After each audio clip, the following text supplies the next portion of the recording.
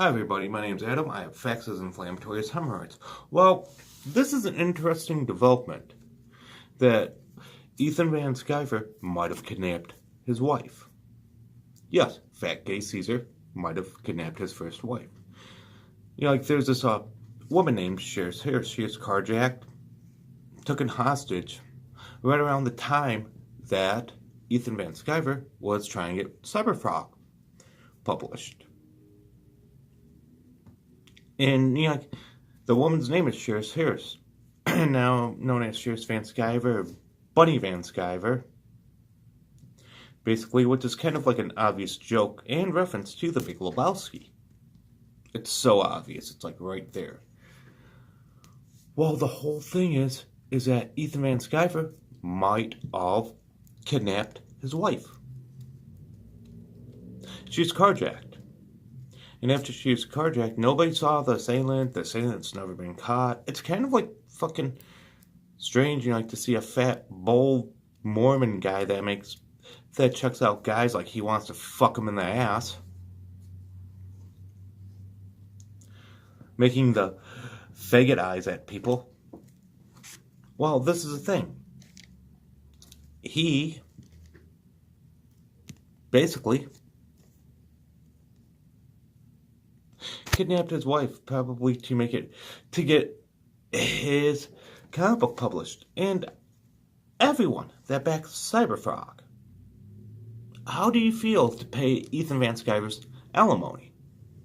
See, the alimony, you're funding it. It's weird. He wants people to take responsibility and accountability for their actions, but he has one of the biggest crowdfunding comics that's also paying his alimony.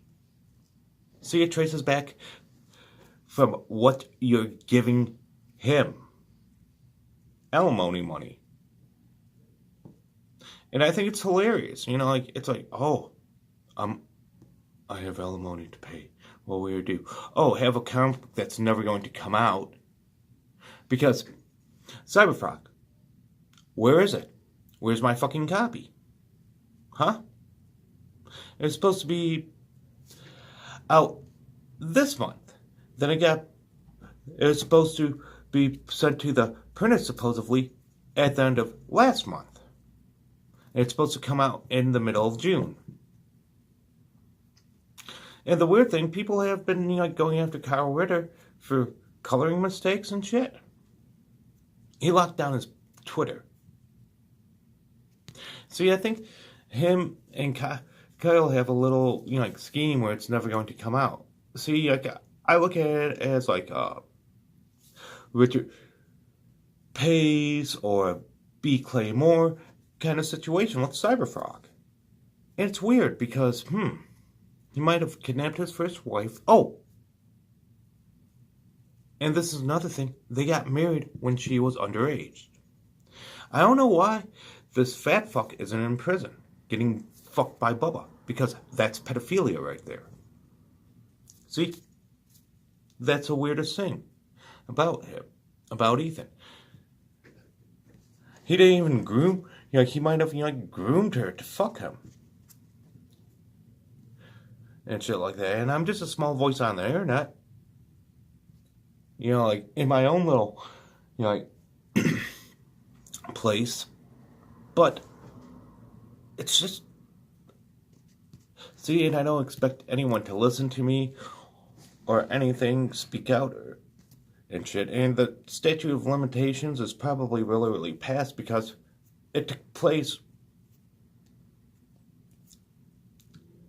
27, 28 years ago. Almost 30 years ago, basically. Because this is the thing. He is on a failure path. Comicsgate is already collapsing. And he also flip-flops and shit. He says, I'm not the leader of the Comicsgate. Then multiple times he's been caught saying he is the leader. It's like, make up your goddamn fucking mind. Are you leader or not? And if you do something or hurt Ethan's fifis, he kicks you out of Comicsgate. So yeah, he is the leader of Comicsgate. And phew, I'm glad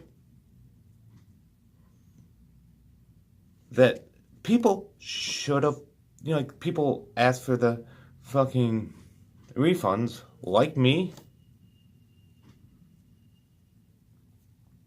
got their money back, and got blocked by him for like the delay on the project.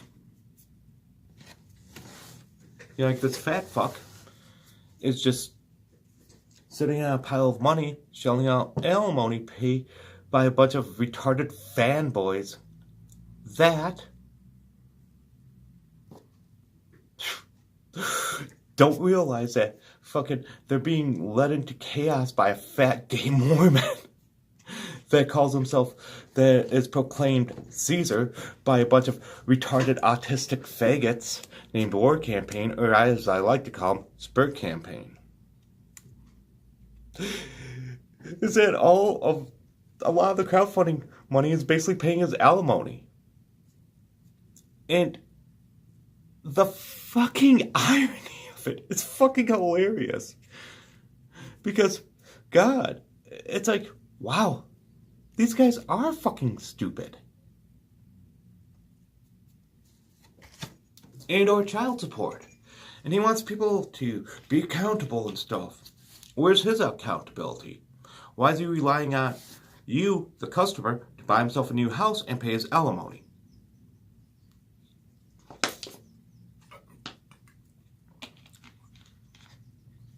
And fuck all this up.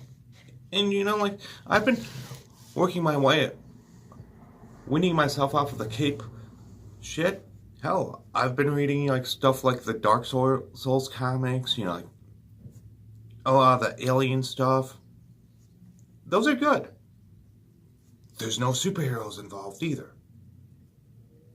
See, and genre fiction or stuff based off of video games set in genre fiction are superior stories to like whatever cape shit they have are pumping out. That's why I avoided Avengers Endgame, because one, I boycotted Disney as a whole through their treatment of customers, and like the shit they're treating out lately, like the MCU is going to fail.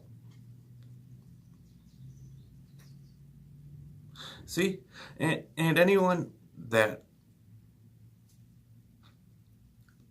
still picks up cape shit to me is a fucking cuck, because everything is fucking horrible now in the books with their political ideologies thrown in there. Hell, like fucking the Dark Souls trade I got is one of the best stories with a female protagonist. They nail it. I'm gonna review that shit coming soon because it's good. It's legitimately good. The art's really great. Two, like it gets up. You should buy that book if you're bogged by that trade. Like if you're fucking bogged down by like identity politics in books, there's no identity politics. And like it goes into like the main protagonist's backstory. They wrote a good female protagonist. Fucking finally, like what Marvel and DC failed to do with their superhero shit.